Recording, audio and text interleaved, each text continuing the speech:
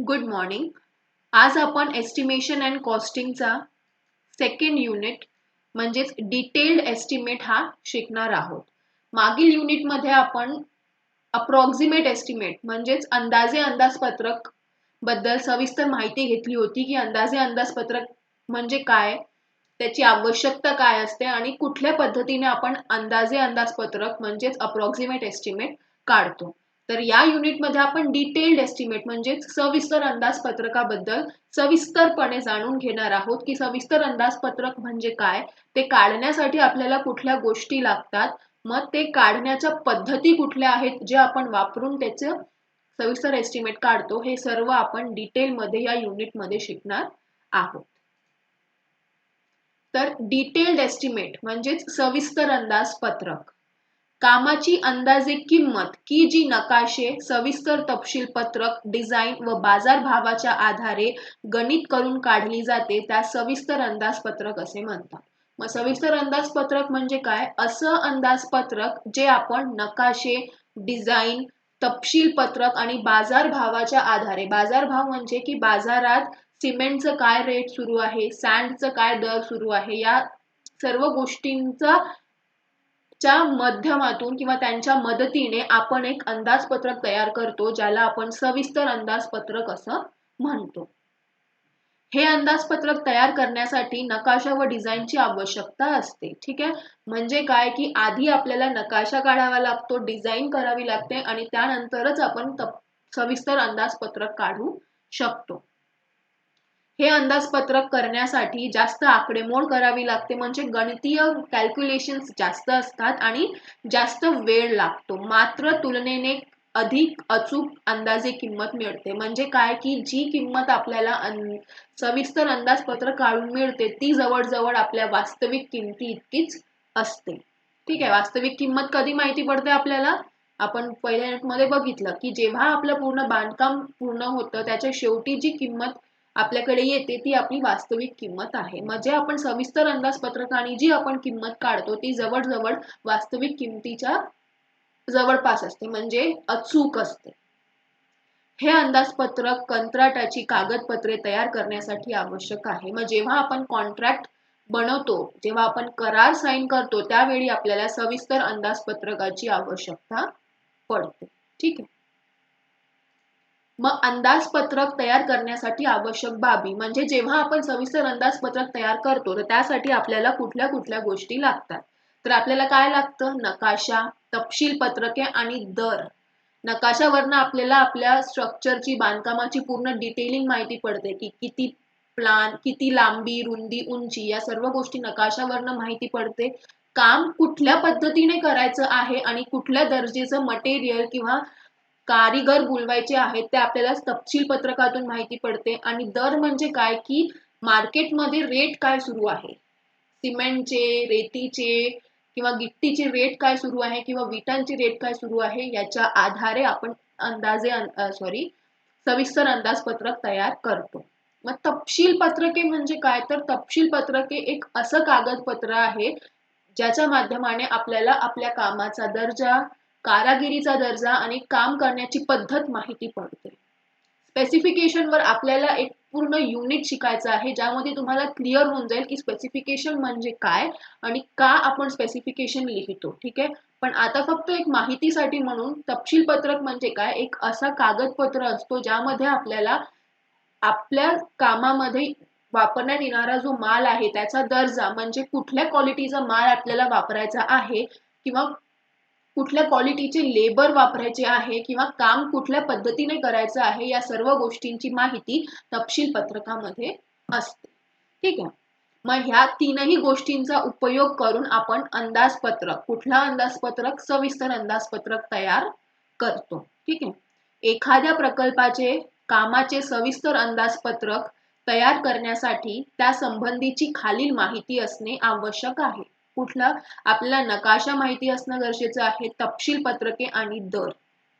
मग नकाशा, प्रकल्पाचे काम सविस्तर नकाशा ज्यामध्ये प्लान, एलिव्हेशन, सेक्शन काढलेला असावा, त्याला पूर्णपणे मोजमापे दिलेली असावी. म्हणजे काय? आपल्याला नकाशा आपल्याकडे असणं गरजेचं आहे. त्या नकाशामध्ये कुठले कुठले डिटेल्स राहील? प्लान राहील, एलिव्हेशन राहील, सेक्शन राहील. त्यावरून आपल्याला प्रत्येक कामांची किंवा प्रत्येक कलमांची मोजमापे मिळेल, म्हणजे किती लांबी, किती रुंदी आणि किती उंची. ठीक आहे. सामान्यतः प्लान, एलिव्हेशन, सेक्शन हे 1:100 या प्रमाणात काढले जातात, तर वर्किंग ड्रॉइंग 1:50 प्रमाणामध्ये काढली जातात. त्याचबरोबर लोकेशन साइट प्लान सुद्धा त्या नकाशामध्ये आपण काढलेला असतो. ठीक आहे.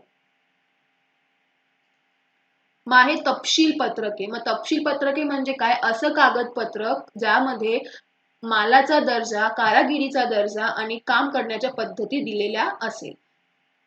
मग तपशील पत्रके दोन प्रकारचे आहेत. एक आहे ब्रीफ स्पेसिफिकेशन, ज्याला आपण जनरल स्पेसिफिकेशन असं म्हणतो, आणि दुसरं आहे डिटेल्ड स्पेसिफिकेशन, ज्याला आपण सविस्तर तपशील पत्रके असं म्हणतो. मग यामध्ये काय फरक आहे बघा.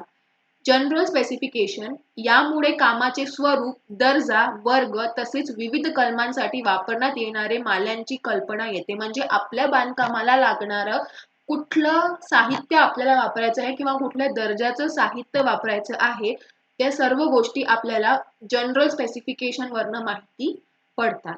थोडक्यात सविस्तर अंदाजपत्रक तयार करण्यासाठी संपूर्ण इमारतीची किंवा स्ट्रक्चरची सर्वसाधारण कल्पना जनरल स्पेसिफिकेशन मुळे येते. म्हणजे काय? सविस्तर अंदाजपत्रक तयार करताना आपल्याला जे स्ट्रक्चर बांधायचं आहे त्याची पूर्णपणे कल्पना आपल्याला जनरल स्पेसिफिकेशन वरनं येते. ठीक आहे. मग डिटेल्ड स्पेसिफिकेशन म्हणजे सविस्तर तपशील पत्रके म्हणजे काय? तर यामध्ये कामासाठी कराव्या लागणाऱ्या विविध कलमांचे सविस्तर वर्णन दिलेले असतात. म्हणजे काय? तुमच्या कामाला लागणारे कलम, जसं एक्सकॅव्हेशन, खोदकाम किंवा फाउंडेशन किंवा ब्रिक वर्क, यासाठी लागणारे कलम आहे याचे वर्णन आपल्याला सविस्तर तपशील पत्रकांमध्ये दिलेले असतील. त्यामध्ये वापरावयाच्या साहित्याचा दर्जा, प्रमाण, काम करण्याची पद्धती, कारागीर याचे सविस्तर वर्णन केलेले असतात. म्हणजे काय? की सविस्तर तपशील पत्रकांमध्ये कुठल्या दर्जाचा माल वापरायचा किंवा काम करण्याची पद्धत कशी वापरायची हे सर्व डिटेल आपल्या सविस्तर तपशील पत्रकांमध्ये दिलेली असते. सविस्तर तपशील पत्रक तयार केले जातात. कलमांचा दर भरताना कॉन्ट्रॅक्टर व कामावर देखरेख करता इंजिनियर, सुपरवायझर यांना सविस्तर तपशील पत्रकाचा उपयोग होतो. म्हणजे साईटवर काम व्यवस्थित होत आहे की नाही, तपशील पत्रकांच्या हिशोबाने काम होत आहे की नाही हे चेक करण्यासाठी जो तुमचा इंजिनियर किंवा सुपरवायझर असतो त्याला या स्पेसिफिकेशनची आवश्यकता पडते. ठीक आहे. मग आहे तुमचे दर, म्हणजेच काय? रेट्स.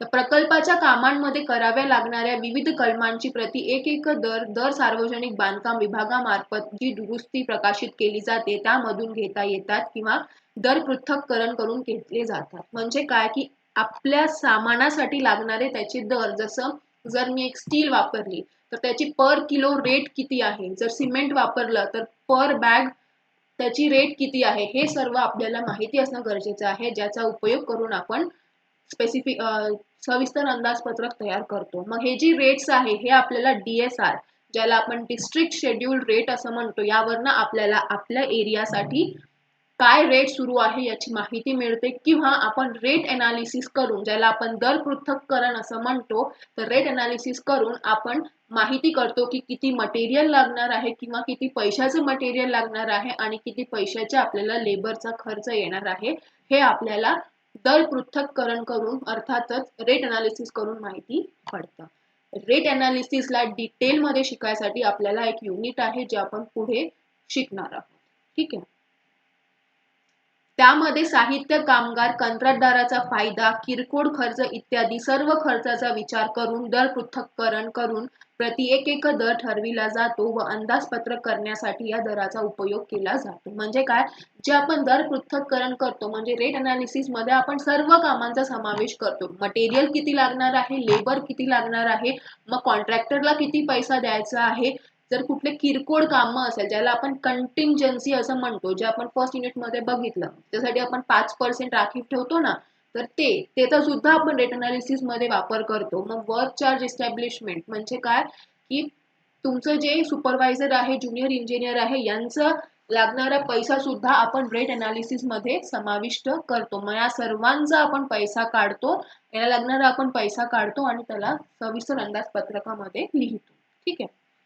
याशिवाय अंदाजपत्रक तयार करण्यासाठी RCC डिझाईन, स्टील स्ट्रक्चरचे डिझाईन, जनरल साईट रिपोर्टची आवश्यकता सुद्धा असते. म्हणजे काय की जेव्हा आपल्याला RCC स्ट्रक्चर म्हणजे काय, रेनफोर्स्ड सिमेंट कॉन्क्रीट, म्हणजे असे स्ट्रक्चरल मेंबर ज्यामध्ये आपल्याला स्टील पण लागत आहे आणि कॉन्क्रीट पण लागत आहे. तर स्टील किती लागत आहे याच्यासाठी सुद्धा आपल्याला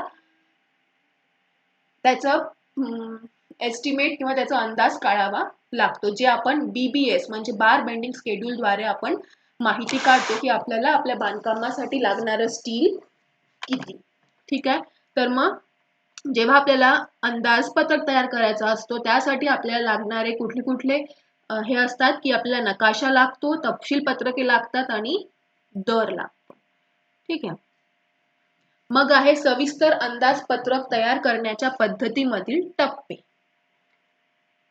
म्हणजे कुठल्या प्रकारे आपण सविस्तर अंदाजपत्रक तयार करतो. तर बघा, सविस्तर अंदाजपत्रक हा अचूक अंदाजपत्रकाचा प्रकार असून यामध्ये करावयाच्या प्रत्येक कलमाची क्वांटिटी काढली जाते. प्रत्येक कलमाची क्वांटिटी काढणं म्हणजे काय की तुम्हाला एक्सकॅव्हेशन म्हणजे खोदकामासाठी किती क्वांटिटी लागत आहे, तुम्हाला फाउंडेशनसाठी किंवा ब्रिक वर्कसाठी किंवा प्लास्टरिंगसाठी, पेंटिंगसाठी किती क्वांटिटी लागत आहे हे सर्व आपण काढतो. तसेच काम करण्यासाठी येणारा खर्च कलमानुसार काढला जातो. मग ते काम करण्यासाठी आपल्याला किती पैसा लागत आहे हे सुद्धा आपण या अंदाजपत्रकात काढतो. सविस्तर अंदाजपत्रक खालील 2 टप्प्यात तयार केले जातात. कुठलं? मोजमापांचा तपशील व क्वांटिटी काढणे म्हणजेच काय, मेजरमेंट शीट. मेजरमेंट शीट मध्ये आपण काय करतो, आपल्या कामासाठी लागणारे जे कलम आहे त्याची क्वांटिटी काढतो, म्हणजे त्याचं मोजमाप करतो. आणि दुसरं काय आहे, अंदाजपत्रकीय किमतीचा गोषवारा म्हणजे ऍबस्ट्रॅक्ट शीट. एकदा आपण त्याची क्वांटिटी काढली मग त्या क्वांटिटीच्या हिशोबाने आपण त्याचे रेट्स काढतो. ठीक आहे. म्हणजे सविस्तर अंदाजपत्रक 2 टप्प्यात करतो. पहिले आपण आपल्या कामांसाठी लागणारे जे कलम आहे त्याची क्वांटिटी काढतो मेजरमेंट शीटच्या माध्यमाने, आणि ऍबस्ट्रॅक्ट शीटच्या माध्यमाने आपण काय करतो, त्या क्वांटिटी काढलेले त्याची रेट्स काढतो आणि मग त्याची पूर्ण कॉस्टिंग काढतो. ठीक आहे. मग पहिलं कुठलं, मोजमापांचा तपशील व क्वांटिटी काढणे. दिलेल्या नकाशावरून कामाच्या प्रत्येक कलमांची लांबी, रुंदी, उंचीची मापे अचूकपणे घेतली जातात. आपल्याकडे जे नकाशे आहे म्हणजे काय, जे प्लान, एलिव्हेशन आणि सेक्शन आहे त्यावरून आपण प्रत्येक कलमाची लांबी, रुंदी आणि उंची काढतो आणि त्यावरून त्याची आपण क्वांटिटी काढतो, जी आपण मोजमाप पत्रकामध्ये म्हणजेच मेजरमेंट शीट मध्ये आपण लिहितो. ठीक आहे. आणि अंदाजपत्रक या किमतीचा गोषवारा म्हणजे काय करतो की कामातील प्रत्येक कलमाचा खर्च गोषवारा पत्रकामध्ये काढला जातो. आता आपण मेजरमेंट शीट मध्ये काय काढलं, प्रत्येक कलमाची क्वांटिटीज. मग आता प्रत्येक कलमाची क्वांटिटीज निघाल्यानंतर आपण त्या क्वांटिटीज साठी लागणारा पैसा हे आपण ऍबस्ट्रॅक्ट शीटच्या माध्यमाने काढतो. ठीक आहे. त्यासाठी मोजमाप पत्रकातून म्हणजे मेजरमेंट शीट मधून त्या कलमाचे परिमाण व दर सूचीने काढलेल्या दर यांचा गुणाकार करून त्या बाबीसाठी कलमांसाठी येणारा एकूण खर्च काढला जातो. मग आपण काय करतो, ऍबस्ट्रॅक्ट शीट काढताना मेजरमेंट शीट वरनं प्रत्येक कलमांची क्वांटिटीज लिहितो, मग त्याला लागणारा दर प्रति एक दर आपण लिहितो आणि टोटल त्याचा पैसा काढतो की किती लागणार आहे. अशा प्रकारे सर्व कलमांसाठी येणाऱ्या खर्चांची बेरीज करून त्यामध्ये 3% रक्कम आकस्मिकता म्हणजे कंटिंजन्सी तर 2% रक्कम वर चार्ज एस्टॅब्लिशमेंट म्हणून मिळवली जाते. म्हणजे काय, पूर्ण कलमांच्या क्वांटिटीज साठी रेट्स काढले, त्याची पूर्ण कॉस्टिंग काढली, त्यानंतर आपण काय करतो, त्यामध्ये कंटिंजन्सीज ऍड करतो. कंटिंजन्सीज म्हणजे काय, असे काही काम जे आपण एक्स्ट्रा प्रोव्हिजन आपण करून ठेवतो किरकोळ खर्चांसाठी, त्याला आपण कंटिंजन्सीज असं म्हणतो. मग ते किती पर्सेंट घ्यायचे, 3%. आपण ते 5% पर्यंत घेऊ शकतो. आणि 2% वर्क चार्ज एस्टॅब्लिशमेंट म्हणजे काय, तुमच्या कामाला जे लागणारे सुपरवायझर आहे किंवा चौकीदार आहे या सर्व लोकांचा जो पगार आहे त्याच्यासाठी सुद्धा आपण 2% ची प्रोव्हिजन करून ठेवतो. कशाचं 2%, जी अंदाजी किंमत आपल्याला ऍबस्ट्रॅक्ट शीट मधनं आली आहे त्याची 2% ने आपण वरच्या एस्टॅब्लिशमेंट साठी त्याचं प्रोव्हिजन करतो आणि कंटिंजन्सी साठी 3% आपण प्रोव्हिजन करतो. ठीक आहे. मिळवली जाते व येणाऱ्या एकूण किमतीस कामाची अंदाजपत्रकीय किंमत म्हटली जाते. मग इतकं प्रोव्हिजन देऊन, कंटिंजन्सीज आणि वर्क चार्ज एस्टॅब्लिशमेंटचं प्रोव्हिजन देऊन त्यानंतर आपण टोटल करतो आणि जितका पैसा आला तितकी पैसे म्हणजे तुमच्या कामासाठी लागणारी सविस्तर अंदाजीय किंमत, त्याची संभाव्य किंमत म्हणजेच प्रोबेबल कॉस्ट. ठीक आहे. मग आता मोजमाप पत्रक म्हणजे काय आणि ऍब्स्ट्रॅक्ट शीट म्हणजे काय हे आपण डिटेलमध्ये बघू. ठीक आहे. मोजमाप पत्रक म्हणजेच मेजरमेंट शीट. सविस्तर अंदाजपत्रक तयार करत असताना संपूर्ण काम वेगवेगळ्या कलमांमध्ये विभागले जाते. उदाहरण पायातील खोदकाम, पायातील कॉन्क्रीट, पाया व जोत्यामधील दगडी बांधकाम इत्यादी. म्हणजे काय, जेव्हा आपण सविस्तर अंदाजपत्रक काढतो त्यावेळी आपण सर्व कामांना वेगवेगळ्या कलमांमध्ये विभागतो. म्हणजे काय, खोदकाम करणे, पायातील कॉन्क्रीटिंग करणे किंवा जोत्यामधील दगडी काम भरणे असे काही, किंवा प्लास्टरिंग करणे, पेंटिंग करणे, ब्रिक वर्क करणे, हे झाले विविध कलमांमध्ये आपण आपल्या बांधकामाला डिवाइड करतो. ठीक आहे. मग प्रत्येक कलमाचे आपण सविस्तर मोजमाप नकाशाच्या माध्यमाने काढतो आणि प्रत्येक कलमाचे परिमाण काढतो. मग आपण काय करतो, एकदा कलम लिहिले त्यानंतर आपण नकाशावरून म्हणजेच काय, प्लान, एलिव्हेशन आणि सेक्शन वरून आपण त्याची क्वांटिटीज काढतो, लांबी, रुंदी आणि उंचीच्या माध्यमाने, आणि मग आपण त्याची टोटल क्वांटिटी काढतो. हे सर्व प्रत्येक कलमाचे मोजमाप नोंदविण्यासाठी व परिमाण काढण्यासाठी जो तक्ता वापरला जातो, म्हणजे जिथे आपण या सर्व गोष्टी लिहितो त्याला आपण मेजरमेंट शीट असं म्हणतो. ठीक आहे. मग या प्रकारे तुमची मेजरमेंट शीट असते.